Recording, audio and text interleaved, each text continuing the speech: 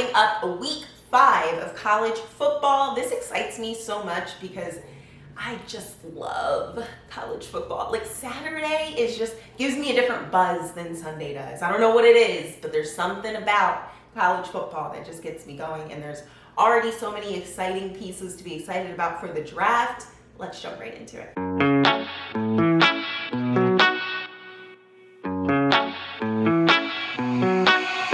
Let's start with Oklahoma at Iowa State.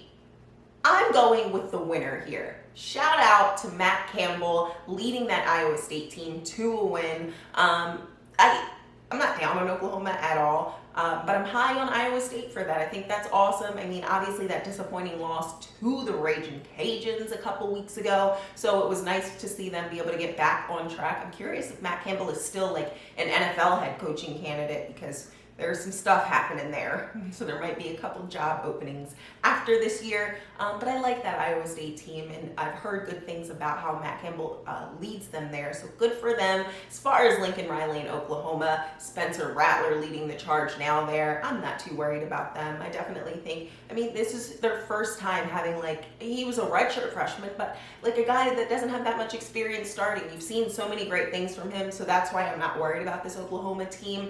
I think they're going to be just fine going forward, and they've got to just work out some kinks. It's to be expected. I didn't expect Spencer Rattler to step on this giant stage and just take off, where Jalen Hurts and Kyler Murray left off, and Baker Mayfield, right? Like, those are some big shoes to fill in it, and those guys are more mature than him, so it'll take some time.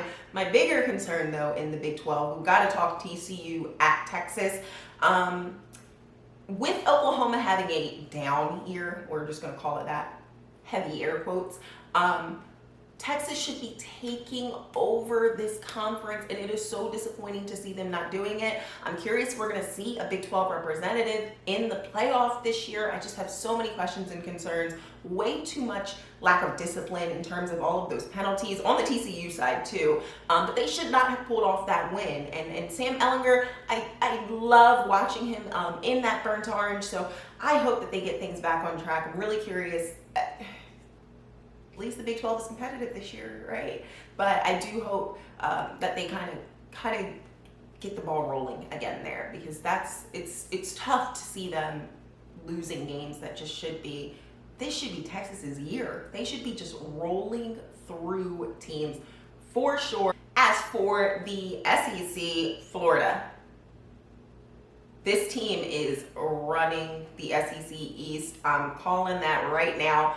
But also, Kyle Pitts, please, football gods, please send him to Miami. A nice, easy weapon for Tua to get the ball to. I would just, I am sweating thinking about that. I'm dying. That would be such a good grab for them. I would absolutely love it. Absolutely love it. Miami's going to have good draft position. Plus, they're going to have that Texans pick that is just looking a little rough. It's looking a little sketchy there in Houston. So, what a perfect landing spot for Kyle Pitts. And Kyle Trask is leading a really good team there, so I'm curious where he's going to fall on draft boards and how this is going to pan out by the end of this season. Another SEC teams that we have to talk about, Auburn at Georgia. Auburn, why was I rooting? What? I don't know if I was just holding on to the win over Oregon at the beginning of the 2019 season, but yeah, I don't know why I was high on Bo Nix. What is happening? So that was tough. Georgia looks good, but they don't look winning the SEC East good. So I am already calling it now. Florida and Bama in the SEC championship. That's going to be fun. That's going to be it's going to be a good game.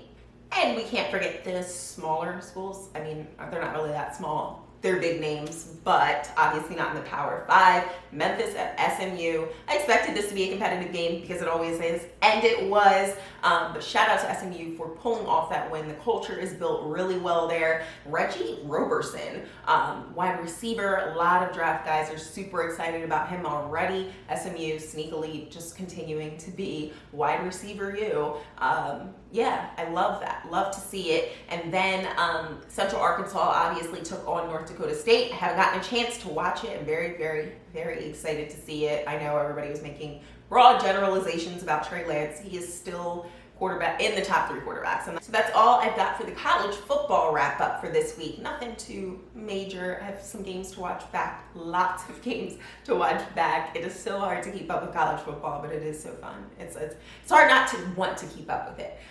Let me know down below if you guys have any comments, crazy hot takes, as we get into the flow of things here. I will talk to you all so soon.